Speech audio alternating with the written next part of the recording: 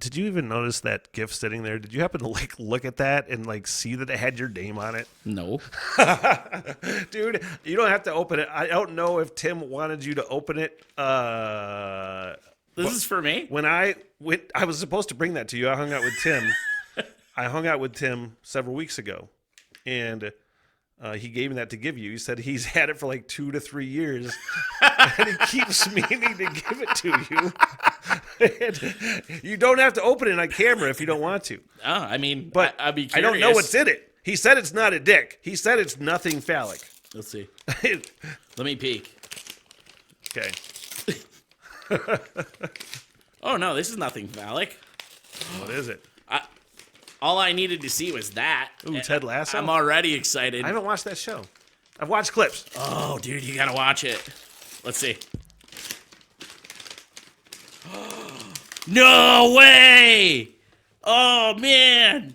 Tim's the best person ever. Dude, Tim- it's a believe sign. Dude, Tim is, I don't know what that means, but I know it is. I mean, I'm glad that you're stoked about it.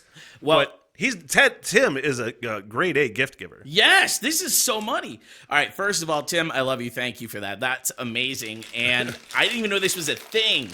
Believe is the one word that the entire Ted Lasso world completely lives off of. Believe.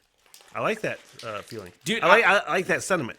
I love that. Okay, can I nerd for a second about Yeah, the show? of course. All right, so let me Nerd nerd about a whatever little you bit. want. There is so much negativity in the everyday world. It's pretty fucking stupid. So when you try to escape to like television to watch shows or something, a lot of times the storylines are also based on negative things.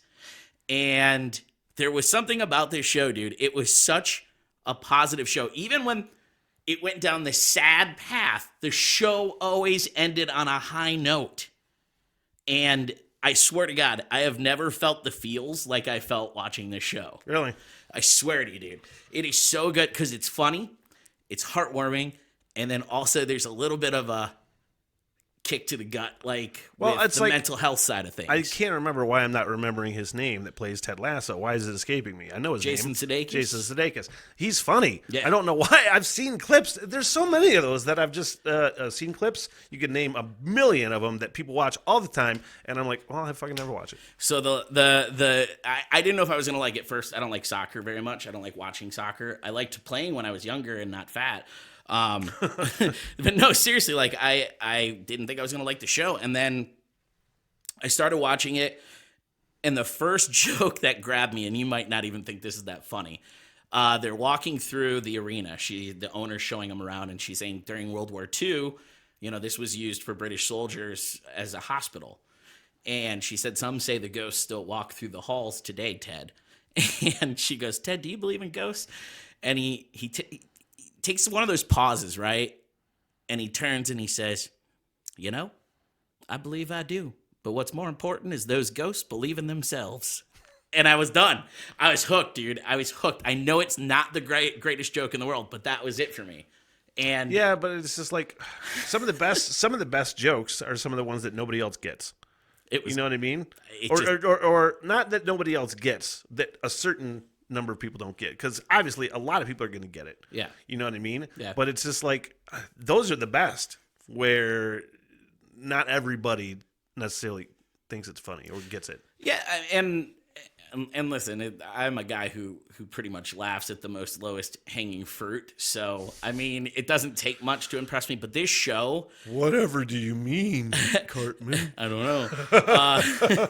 This show, though, man, I could go on and on and on and on about it because of how it made me feel. I don't know how else to explain it. Like, I haven't had a TV show that made me feel a certain type of way, but this show did. And I think some of it was recognizing the mental health struggles that some of the people in the show are going through. Sure. And going, oh, it was eye-opening. Well, again, back to my point that I was making about not everybody da-da-da-da. Yeah. It's all about relating to people. I'm a firm believer that pretty much everything we do on a daily basis, whether it's just talk to somebody on the street or whatever, you're doing a radio show, you're doing this, you're doing that, fucking musicians, you're writing a song. You're just trying to relate to people. Yep. You're just trying to do something to relate to people, and that's all anybody really wants when they're consuming any sort of media. Usually, just something they're fucking relate to. So just the idea that you fucking got it. You related to that, dude. I did, and I hope to God that there is at least one person out there, just one person out there who has listened to one of my radio shows or become a fan of the radio show that has felt something similar. Because I think, especially in the last few years, the type of humor that I'm all about is less in-your-face type stuff that it might have been when I started out in radio. So I'm kind of hoping I'm connecting on a different level than I used to with people. But man, if just one person felt the way about my show that I feel about this, all of it's worth it. Everything. The ups, the downs, everything. Dude, it's like we talked sometimes about like your change in tone and your change in delivery like through the years, right? When we first started, where like you would be the first to say that you were trying actively to be a shock jock. What the hell? Everything!